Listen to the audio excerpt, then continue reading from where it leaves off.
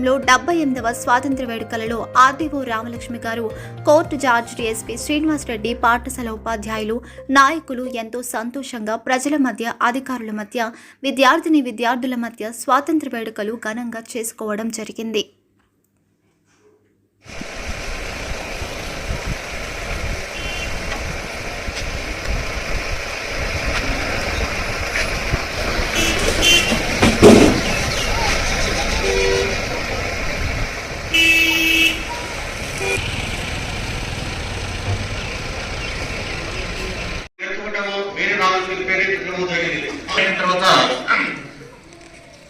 అయిన తర్వాత నిర్మూలన పూర్తిగా అయిపోయిన తర్వాత ఏమైందంటే లాస్ట్ కి ఆ దేశాన్ని యొక్క స్వతంత్రాన్ని కూడా వాళ్ళ చేతిలోకి తీసుకోవడం జరిగింది.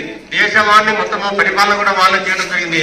ఈ రాజరిక వ్యవస్థ పూర్తిగా అంతమైన తర్వాత వీళ్ళంతా పరిపాలన చేసుకుంటూ దరిదాపు 200 సంవత్సరాల పైగా మన దేశాన్ని చాలా క్రూరంగా హింసంగా పరిపాలించుకుంటూ వచ్చారు.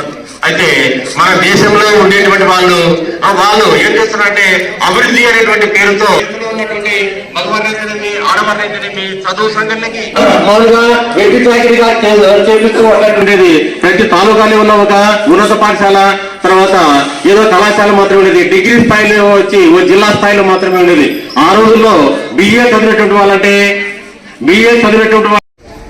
వాళ్ళ నుంచి మన దేశానికి విముక్తి కలిగించాలా, మన దేశానికి స్వాతంత్రం రావాలా, మన దేశంలో ఉన్నటువంటి ప్రజలందరూ కూడా స్వతంత్రంగా భావ స్వేచ్ఛ అన్ని స్వేచ్ఛలతో కాలం గడపాలనేటువంటి ఆలోచనతో ఆనాటి మహానుభావులు భగత్ సింగ్ అయితేనేమి, సుభాష్ చంద్రబోస్ అయితేనేమి, అల్లూరి సీతారామరాజు అయితేనేమి, మహాత్మా గాంధీ అయితేనేమి, ఇలాంటి మన పెద్ద వాళ్ళందరూ కూడా ఈరోజు జెండా పండుగ జరుపుకుంటున్నామంటే ఆ మహనీయులు చేసినటువంటి అవిశ్రాంత కృషి అనే సందర్భంగా మీ అందరికీ గుర్తు చేస్తా ఉన్నాను.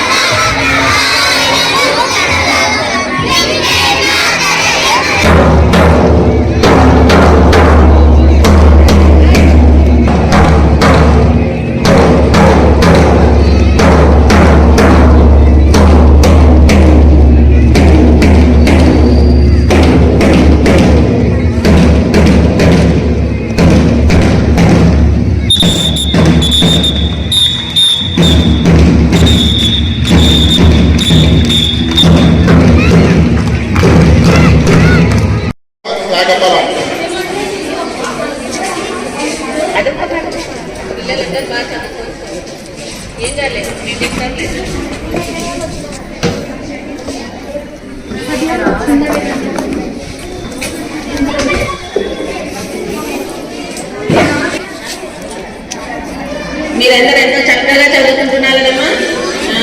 పూర్వకాలము ఈ చదువు లేవు అమ్మాయిలకి. కారణం ఏమంటే ఇప్పుడంతా బానిసత్వం ఉండడం వల్ల ఆడపిల్లల్ని బయటికి రానిచ్చేటోళ్ళు కాదు. అంటే ఓన్లీ ఇంటికి మాత్రమే పరిమితం అయ్యేవాళ్ళు. కానీ స్వతంత్రం వచ్చారు అంటే స్వతంత్రం కోసమే పోరాడిన అమ్మాయిలు, లేడీస్, మహిళలు చాలా మంది ఉన్నారు.